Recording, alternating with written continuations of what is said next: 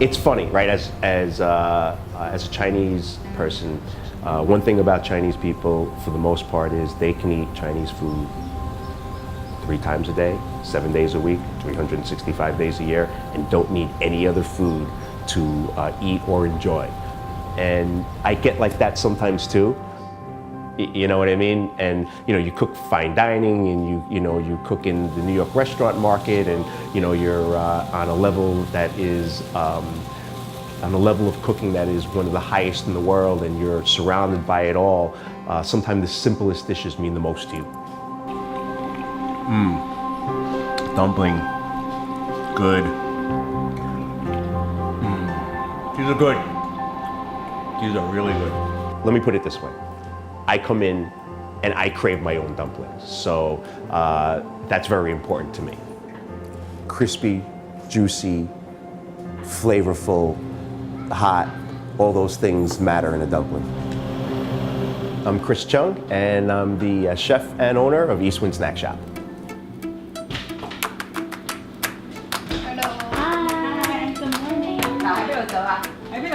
If you're a Chinese immigrant and you are working 15 hours a day, and you're not making that much money, and you're trying whatever you can do to put food on the table for your family, one of the true pleasures you get in life is a good meal.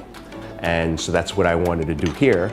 And so we focused on dumplings, and the neighborhood really embraced us at that point. So I went on a journey to try to perfect the cooking of the dumpling. Okay, so let me introduce you to my 2 most valuable employees, and these are my dumpling makers. This is Jean and this is Connie. Say hello. Hello. Hi. And they've actually been working with me for many years, almost 10 years now. I went through every iteration of what I could try, almost to the point where I was throwing darts at a board and seeing what sticks. I cooked every dumpling in this place for 2 years. So the recipe for the skin is basically flour, water, a little bit of sugar, and a little bit of salt, and that's it. It's about the timing. It's about how much you mix it. Letting it rest a little bit always helps too. We roll each skin with the rolling pin by hand. The proper thickness or thinness, how you were. The amount of filling that goes into each dumpling, the pretty fold that we put on it. We make them that day and for that day only, and then when they sell out, they sell out. And they're like snipers. They're really precise in what they do. They do it really well. They do it really quick.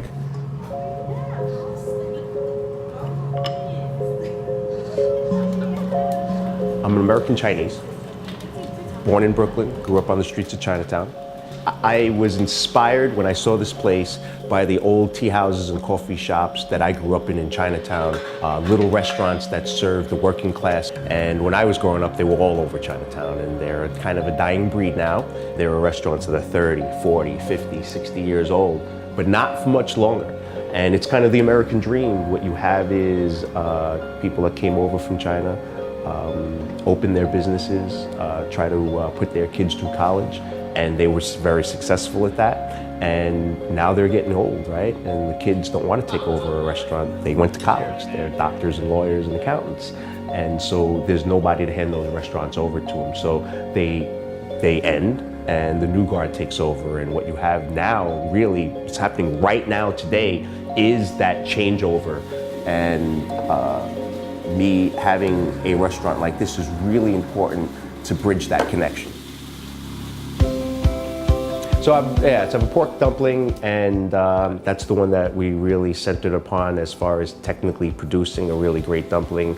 And I've had a lot of fun working with that particular dish. Our pork blend, that's secret. That's our, kind of thing that makes some of the magic happen. There is pork belly in there, right? I'll let you know that.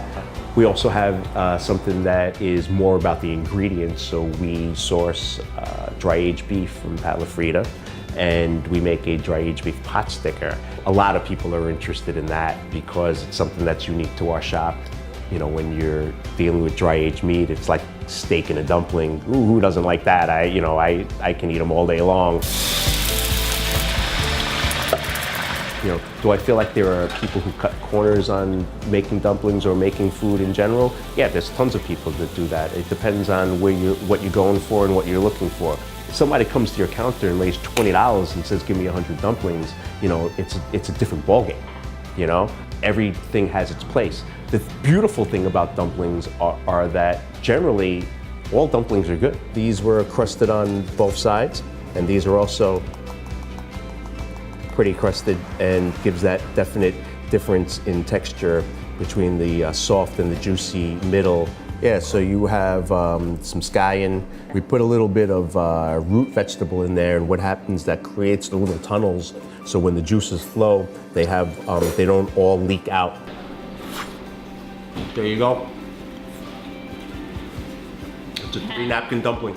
A 3-napkin dumpling. 3-napkin dumpling. We're a small mom and pop shop that really is dedicated to cooking really good food. So whatever category that is, that's what that is. That's all I care about. That's the only label that I want for my restaurant. I'm really enjoying, cooking the food that I sought out to do.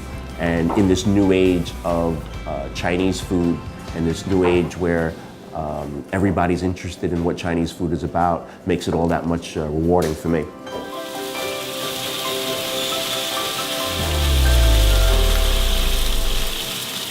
Yes, so my wife generally, periodically reminds me that this was all her idea, and she always she always demands full credit for it. So here you go, sweetheart, I love you. This was all yours, and where would I be without you? I'd be nowhere.